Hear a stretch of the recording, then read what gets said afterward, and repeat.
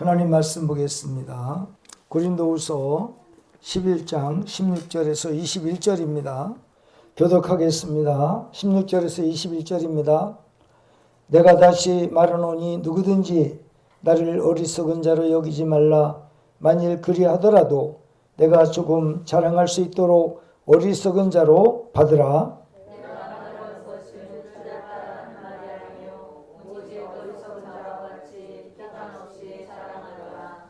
여러 사람이 육신을 따라 자랑하니 나도 자랑하겠노라. 너희는 지혜로운 자로서 어리석은 자들을 기쁘게 용납하는구나. 누가 너희를 종으로 삼거나 잡아먹거나 빼앗거나 스스로 높이거나 뺨을 칠지라도 너희가 용납하는도다. 나는 우리가 약한 것 같이 욕되게 말하노라. 그러나 누가 무슨 일을 담대하면 어리석은 말이 남아 나도 담대하리라. 아멘. 귀한 사람들로 만들어 놨는데 어떻게 이단자들이 너희들에게 와가지고 그렇게 함에도 불구하고 그런 걸 수용을 잘 하느냐라고 이렇게 말을 하는 거죠. 제가 말씀을 연구해 보니까 하나님의 진실된 종들은요, 성도들이 시험 들까봐, 문제가 생길까봐, 혹 하나님께 영광을 돌리지 않을까봐 노심초사하면서 살살 이렇게 다뤄요. 그 이유는 뭐냐 하니까 혹시라도 상처받을까봐, 문제가 생길까봐 그렇게 해요. 그 이단자들은 명령해서 안 들으면 막 거친 말 입에서 나오더라고요. 그 이유를 제가 알아보니까 어차피 자기 자식이 아니거든요. 자기 자식이 아니거든요. 그러니까 우리 참된 신앙생활하는 사람들 앞에 와가지고 오히려 큰소리치고 자기들이 최고라고 그러고 자기들이 말하는 내용이 진리라고 그러고 큰소리치는 거예요. 그래서 이단자들이 돈이 많아요. 재물이 많아요. 요즘에도 통일교회에서 문제가 생겨서 국회의원들한테 이렇게 많이 뇌물을 주고 이렇게 했다는 얘기가 지금 나와서 우리나라의 국회의원들이나 이제 지도자들이 많이 지금 문제가 있다고 그렇게 얘기가 되잖아요. 그래서 그들은 자기들의 목적을 위해서는 그냥 아낌없이 연결을 시켜놓고는 나중에 그걸로 인해서 파멸시키는 이런 역할을 한단 말이죠. 그 통일교회 혼음교리가 있어요. 뭐냐면 피가름의 의식이라고 그래가지고 그 통일교회의 그 의식이 뭐냐면 어떤 결혼 문화를 통해서 문선명 이제 교주가 본인이 재림예수라고 그러죠. 그래서 자기가 죄 없는 재림주의이기 때문에 자기하고 연결된 사람들은 죄가 없어진다. 그렇게 논리를 피는 거예요. 그래서는 사람들에게 합동결혼식을 시키고 거기에 교주의 의식을 통해서 그들이 구원을 받게끔 하는 그런 거예요. 근데 이 통일교를 보면은요, 재물이 엄청나게 많아요. 미국에도 그렇고 한국에도 그렇고 그 재산이 이루 말할 수가 없어요. 그리고 전에도 저와 좀 우리 그 전에 같은 교단에 있었던 어떤 여자 목사가 있어요. 성도들한테 환상을 보았다고 하면서 당신 집 팔아서 하라. 말을 안 들으면 실질적으로요, 그 악한 영들이요, 그들에게 문제를 던져줘요. 놀라게 하는 사건이라든지 그런 얘기를 하는 거예요. 그러니까 이거 안 할 수가 없어요. 그래가지고 저 김포 쪽으로, 여기 인천에서 있다가 재물이 굉장히 많아졌어요. 호텔을 하나 살 정도로 재물이 많아졌어요. 그리고 그 집을 방문해 본 한번 이제 어떤 그 집에 누가 아마 그 장례가 났어요. 그래서 우리 같은 교단에 있었기 때문에 인사차 갔어요. 가가지고는 그랬더니 그게 고마워서 그런지 자기 집으로 초청을 하더라고요. 그 남편이 건설회사를 해요. 건설회사를 하는데 본인은 이제 그렇게 이제 맨날 기도하고 집에 안 들어가고 그러니까 남자가 다른 여자를 봤어요. 다른 여자를 봤는데 여기가 지금 십정동인데 여기 간석동 쪽 같아요. 간석동 쪽에 이제 한번 집으로 초대를 해서 가봤어요. 가보니까 난 그렇게 집안을 최고의 장식물들로 치장을 하고 잘 사는 집을 처음 봤어요. 모든 물건이 최고가예요, 최고가. 그래서 이제 집안의 살림살이를 내가 이렇게 물어봤더니 남편이 작은 여자를 얻어가지고 살림하던 집이라는 거예요. 그래서 그거를 자기가 빼앗았다는 거죠. 그 작은 여자를 내쫓고 뺏어서 자기가 이 집으로 들어왔다. 그러면서 그런 얘기를 하더라고요. 나중에 보면 이제 김포 쪽으로 가서 호텔을 하나 인수를 했어요. 그래서 거기서 목회를 한다고 하는 그런 소식을 들었어요. 사실 여러분 우리가요 참된 목자는 목적이 그 영혼이 참된 믿음을 통하여 구원을 받고 천국을 갈 수 있게끔 인도하는 선생 역할을 하는 거지 뭐를 요구하는 입장이 안 되는 거예요. 참된 목자는 오히려 자기 거를 주면서라도 이 영혼을 붙잡아서 이 영혼이 올바른 신앙생활을 하기를 원하는 마음으로 그런 마음으로 목회를 해야지 성도들에서 뭘 추구를 해서 뭘 얻어서 자기가 목회를 한다라고 한다면 생각부터 바꿔야 돼요. 그 이단자들은 어차피 자기 새끼 아니거든요. 자기 백성 아니거든요. 그러니까 막 하는 거예요. 그래도 거기에 딸려간다니까요. 이 선한 양들이 착한 양들이 겁지면 순종할 수밖에 없어요. 그 사도 바울은 지금 그 얘기를 하는 거예요. 나는 오기야 금이야 떨어질세라 깨질세라 그렇게 아끼면서 너희들에게 복음을 전했고 내가 전한 복음은 나를 전한 게 아니라 오직 예수 그리스도를 증거했음에도 불구하고 이런 자들이 너희들한테 들어와서 큰 소리를 치고 오늘 본문 말씀 보겠습니다.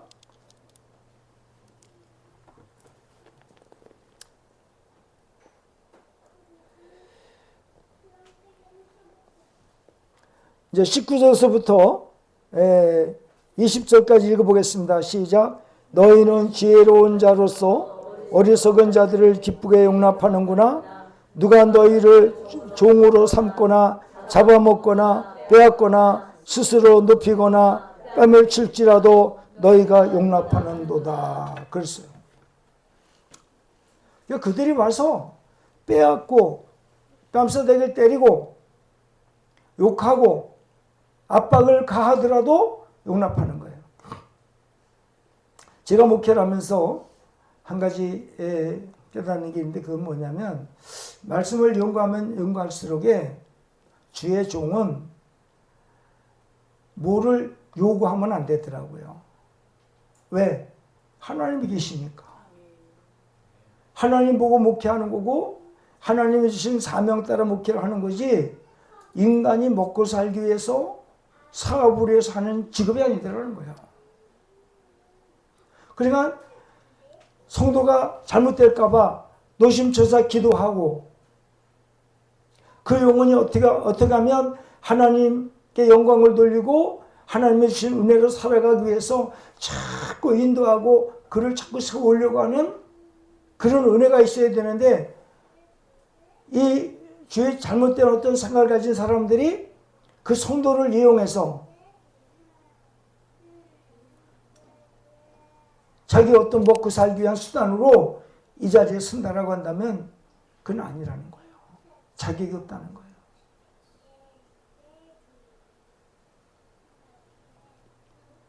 정말 우리는 사도 바울 같은 그런 마음, 그런 걸로 목회자가 되지 않으면, 지금 여기에 궤도에 보면은 대제사장이 있어요. 대제사장에 양쪽에 견대가 있어요. 견대가 보석이 양쪽에 큰 보석이 하나 있고, 이 보석에다가 6개의 지파씩 양쪽에 12개의 지파를 이름을 써서 보석에다가 이름을 써가지고 어깨다 맸어요. 그 제사장의 직분은 이런 거를 제사장이 왜 그렇게 하냐면, 대제사장이신 예수님께서 이 땅에 오셔서 우리 정말 철없는 사람들, 수고하고 무거운 짐진 사람들, 하나님께 나와서 영광을 돌리고 하나님의 자녀 될 사람들을 어깨에 메우고 가는 그런 은혜가 있어야 대제사장 될 자격이 있다는 거죠. 그리고 에봇 받침이 있는데, 에봇 받침이라는 것은 가슴의 흉패를 말해요. 그 에봇 받침 옷이 있고 받침 앞에다가 흉패를 달았어요. 네모 반듯한 흉패를 달았는데 거기에 보석이 12보석을 깎아서 가슴에 달았어요. 그런데 그 12보석에 그 이름을, 누구 이름을 썼냐면 이스라엘 민족의 12지파의 이름을 보석 하나에다가 다 다윗이 아니라 루벤, 시몬, 레위, 또 다윗, 단, 그래서 그 보석에다가 사람의 이름을 새겼어요. 대제사장이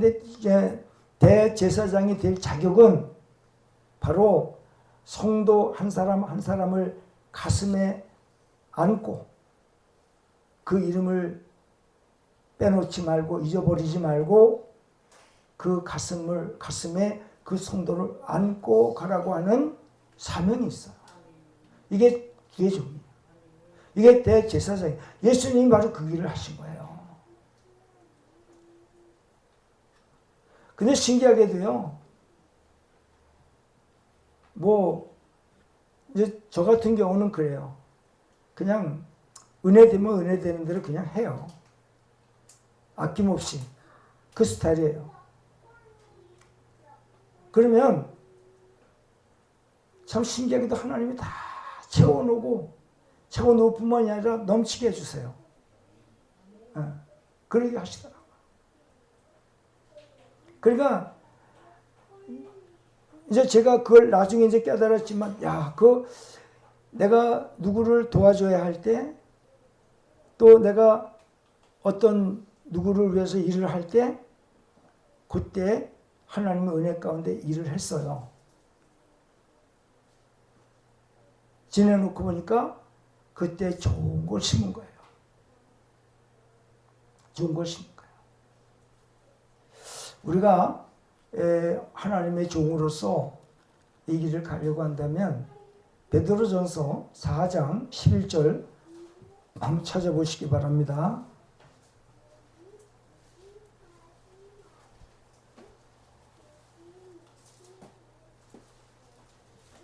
베드로전서 4장 11절 한번 찾아서 읽어보겠습니다. 베드로전서 4장 11절 같이 읽어보겠습니다. 4장 11절 시작.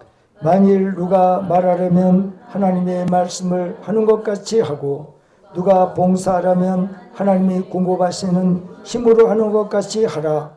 이는 범사에 예수 그리스도로 말미암아 하나님의 영광을 받으시게 하려 함이니, 그에게 영광과 권능이 세세에 무궁하도록 있느니라. 아멘. 그게 주의 종은요, 그리고 성도들도 전부 내가 예수를 믿어 정말 구원받은 사람이라면 주님이 주시는 은혜로 하는 것 같이. 그러니까 자기는 빠지는 거예요. 전부 하나님의 은혜로 모든 것은 그렇게 하라는 거죠. 그리고 야고보서 4장 16절에 의하면 모든 자랑은 다 악하다 그랬어요. 악하다. 자랑은. 모든 자랑은 자식 자랑, 돈 자랑, 아파트 자랑, 재물 자랑, 자랑 자체가 악하다는 거예요.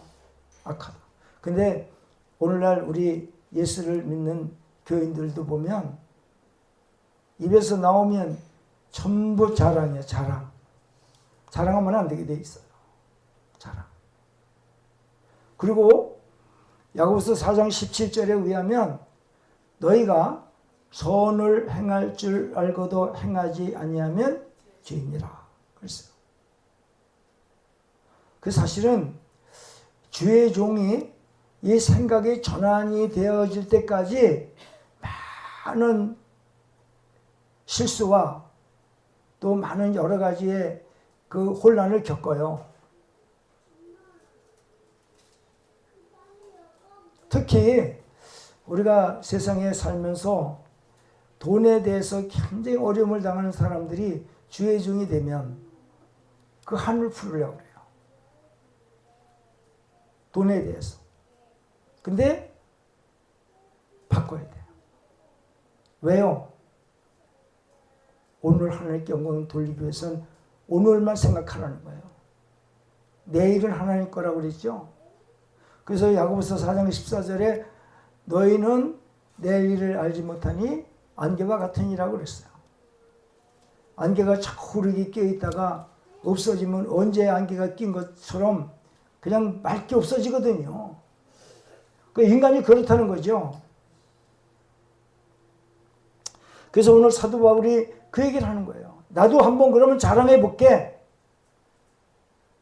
내가 지금 자랑할 것이 없어서 너희들에게 자랑 안 하는 것이 아니라 나도 자랑할 게 너무 많아. 너무 많아.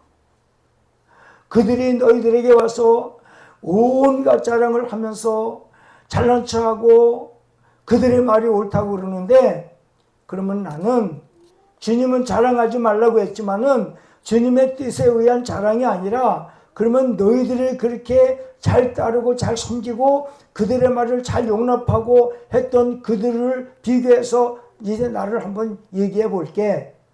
지금 그래서 사도 바울이 자기 자신에 대한 자랑을 하려고 이런 얘기를 하면서 그들을 책망하는 거예요. 근데 나중에 사도 바울이 자기 자랑을 한다고 그러면서 무슨 자랑하는지 아세요?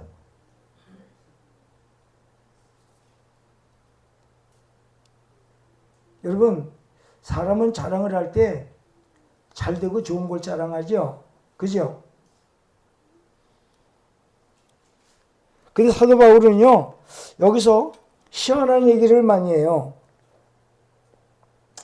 그 고린도전서 후서 11장에 보면은요, 무슨 자랑을 하느냐면요, 여기서 그 23절 한번 볼게요. 그들이 그리스도의 일꾼이냐 정신없는 말을 하거니와 나는 더욱 그러하도다. 내가 수고를 넘치도록 하고 옥에 갇히기도 더 많이 하고 매도 수없이 맞고 여러 번 죽을 뻔하였으니 유대인들에게 40에서 하나 가만배를 5번 맞았고 3번 태장으로 맞고 1번 돌로 맞고 3번 파손하고 일주야를 깊은 바다에서 지냈으며 여러 번 여행하면서 강의 위험과 강도의 위험과 동족의 위험과 이방인의 위험과 시내의 위험과 광야의 위험과 바다의 위험과 거짓 형제 중의 위험을 당하고 또 수고하며 애쓰고 여러 번 자지 못하고 지르며 목마르고 여러 번 굶고 춥고 헐벗었노라. 이 외의 일은 고사하고 아직도 날마다 내 속에 눌리는 일이 있었으니 곧 모든 교회를 위하여 염려하는 것이라. 야, 참 기가 막힌 얘기가 뭐냐면요. 아니 매 맞은 걸 자랑을 해요. 먹지 못한 거, 죽을 뻔한 거 이거 자랑하더라고요. 요즘에 주의 종들 아우 나는 성도가 몇 명이야? 아우 장로가 몇이고 아우 그리고 나 이렇게 좋은 집에서 살고 이렇게 난 뭐 선물 받고 이 자랑을 하면 안 된다는 거예요. 하나님의 종은 세상에서 좋은 것 받았다고 자랑하면 안 되더라고요. 한 영혼을 살리기 위해서 죽을 뻔했고 매를 맞고 굶기도 하고 춥기도 하고 덥기도 하고 정말 이루 말할 수 없는 고난 속에서도 그 한 영혼 잘못될까 봐. 그 사도 바울이 여기서 지금 고민하는 게 뭔지 아세요? 자기가 죽고 헐벗고 죽을 뻔한 거 이러한 염려와 근심, 걱정 이런 것보다도 내가 전도한 한 생명이 잘못될까 봐 그 잘못된 것 때문에 눌려 있어요. 지금 이렇게 이 성도를 전도를 했는데 이 성도가 잘못되면 어떡하지? 그거에 대한 두려움에서 눌려 있어요. 그걸 걱정하고 있어요. 이게 진짜 종이죠. 자기가 살아가는 이 세상의 어떤 것보다도 한 생명이 잘못될까봐, 한 생명이 타락할까봐, 한 생명이 잘못된 길로 갈까봐, 신앙생활 잘못할까봐 이것 때문에 걱정하는 주의종이 돼야 사도 바울 같은 주의종이 될 수 있다라고 오늘 사도 바울이 얘기를 하는 거예요. 주의종 된다고요? 아니요. 사도 바울이 그런 얘기를 해요. 고린도서 12장에 이제 다음에 이제 나오겠는데 하나님 앞에 사단의 가시를 내가 하나 받았다. 그래서 이 사단의 가시 때문에 상당히 괴로웠어요. 복음을 전할 때는 괜찮은데 집에 와서 쉬려고 그러면 몸이 아파가지고 견딜 수가 없어. 고통하고 신음하는 거예요. 그럼 그거 알아요. 그래서 하나님, 이왕 하나님께서 나에게 종의 사명을 주셔서 이 길을 가게 하시면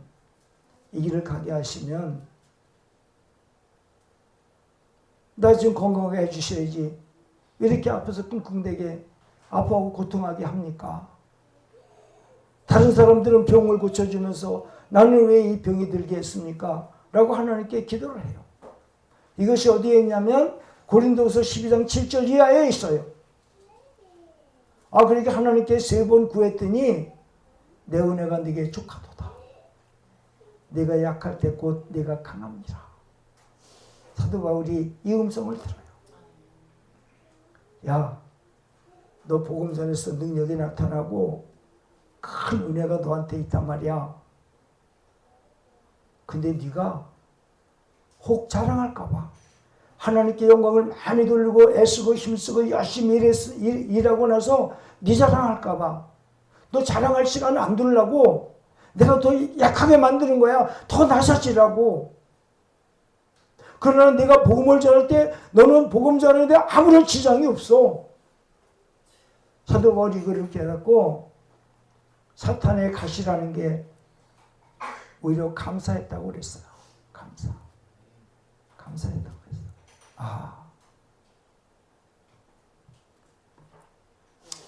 사실 주의 종에 가는 그 길이요.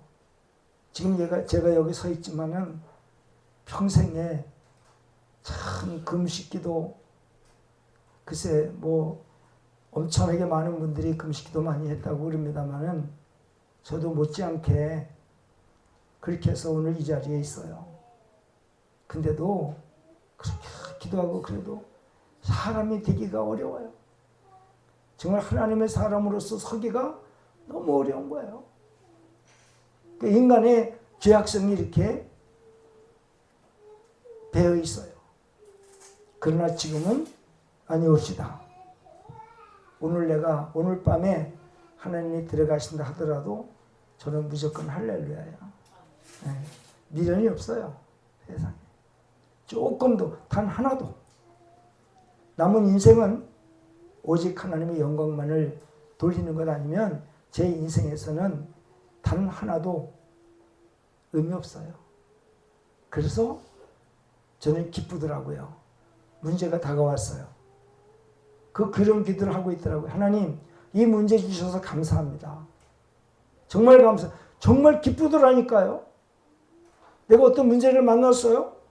그래서 그걸 놓고 기도하는데 정말 하나님 감사합니다. 이 문제 던져주셔서 제가 교만하거나 높이되거나 하지 않고 더 낮아지라고 이 은혜 주셔서 너무 감사합니다. 그리고 그 기도를 하고 나니까 그렇게 제 영이 깊은 거예요. 할렐루야. 그래서 저는 평생에, 그래서 남은 인생 불같이 쓰임받게 해달라고 주저하지 않아요. 어느 환경에서라도 주님을 위한 삶이라고 한다면 기꺼이 가고 영광을 위해서 달려가는 겁니다. 하나님의 은혜로. 아셨죠? 여러분들도 그런 마음 갖고 최선을 다해서 영광을 돌리시기를 예수님의 이름으로 축원합니다.